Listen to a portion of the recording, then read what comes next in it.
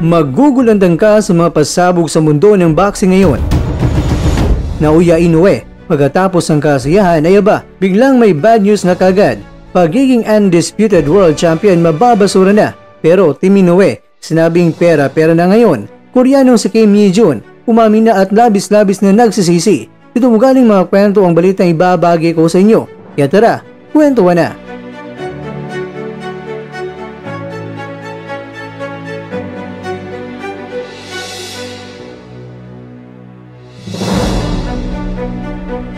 Naoya Inoue, kinusot at binalawaan ng lubusan ng mga pamamaya galing sa isang promoter na si Eddie Hearn, ang promoter ni Murodjon Akhmadalib. Paglipas lang ng ilang mga araw ng pagkapanalo ni Inoue, kontra yan sa di umano sa mainang nilalang na Koreano. Ayon kay Hearn ay panahon na talaga para tutuwanin na ang banta ng World Boxing Association na baklasan ng titulo itong si Inoue. 3 beses na itong matras at biglang liko sa kanyang mandatory fights. Una, pinalagan si TJ Duaney kahit na mandatory itong si Akhmadalib kay Inoue. Pinalagan naman si Kim kahit na mandatory pa rin niya itong si Akhmadalib.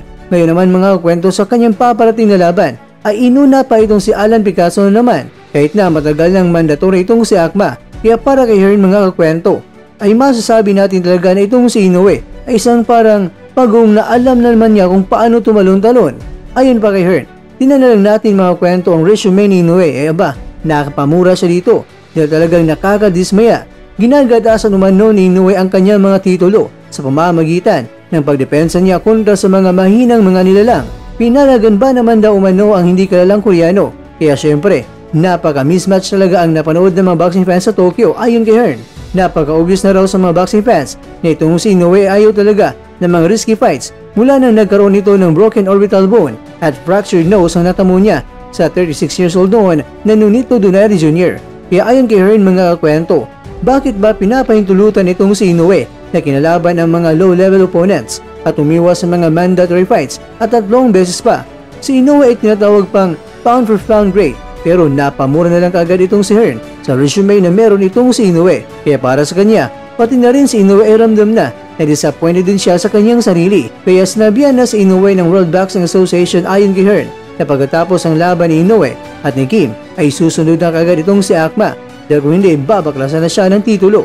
Kaya masamang balita ito mga kakwento sa pagiging undisputed world champion ni Inoue. Pero ang sabi naman ng kampo ni Inoue, sa ngayon ay hindi mahalaga kung ilang mga titulo ang hawak ng isang boksingero dahil mas mahalaga kung magkano ang kikitain ni Inoue sa mga laban niya.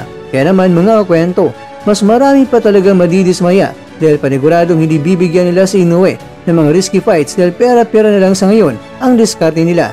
Kaya ang sigaw ni Hearn, baklasan na yan ang titulo. Samantala ayon kay Inoue, sa ngayon, ang kanyang katawan ay handa na para umakyat sa featherweight division. Kung sa ngayon mga kwento ang featherweight ay mga tigasin, pero para sa kanya ay hindi siya mahihirapan nito. Kaya hindi talaga siya nag-alala na lumaban sa featherweight division at kung mula sa featherweight tapos bababa siya sa super bantamweight ay hindi rin siya nag-alala nito dahil kayang-kaya daw ito ni Inoue na gagawin.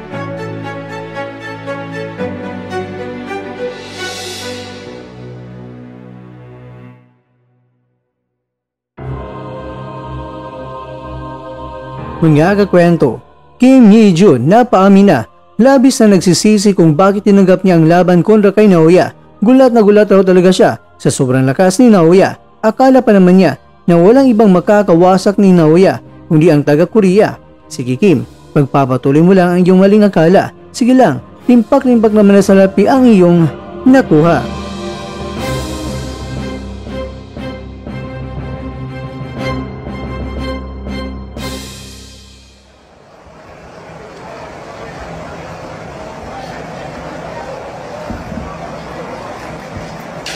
Seconds.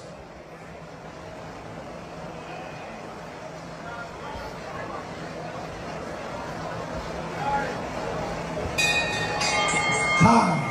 End of round 1.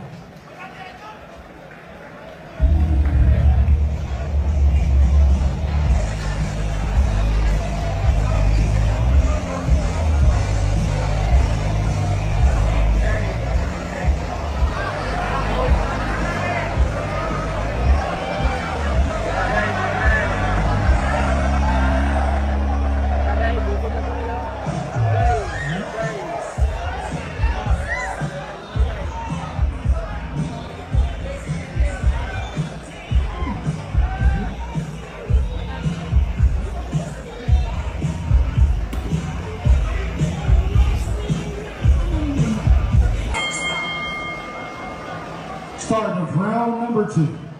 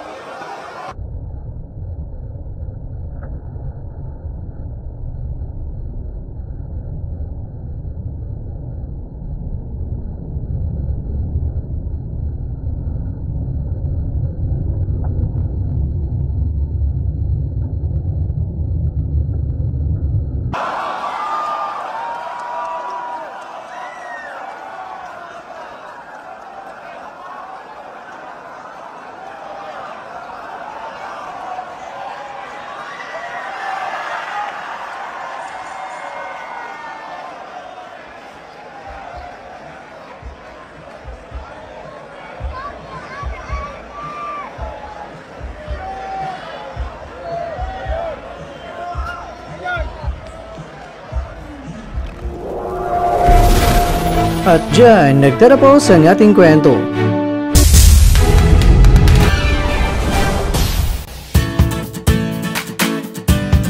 Maraming salamat mga kakwento sa inyong panonood. Pero baka naman mga kakwento ay nagustuhan niyo po ang kwento natin ngayon, baka pwede niyo po akong mabigyan dyan ng like, subscribe at pa-click na rin sa bell button. Pero bago tayong tatapos mga kwento ay syempre, shoutout po muna tayo dyan sa ating mga kakwento. Kay kwentong Emerson Arbis, kay kwentong Kuya RJ, kay kwentong Albert Philip Pasyente, at kay kwentong nanonood ngayon, shoutout siyo dyan. Bueno, hanggang dito na po muna ang ating kwentuhan, at abangan nyo na po ating susunod na video. At dito lang po yan sa isang channel na kung saan maaring ito'y mga kwentong di pa na kwento sa inyo.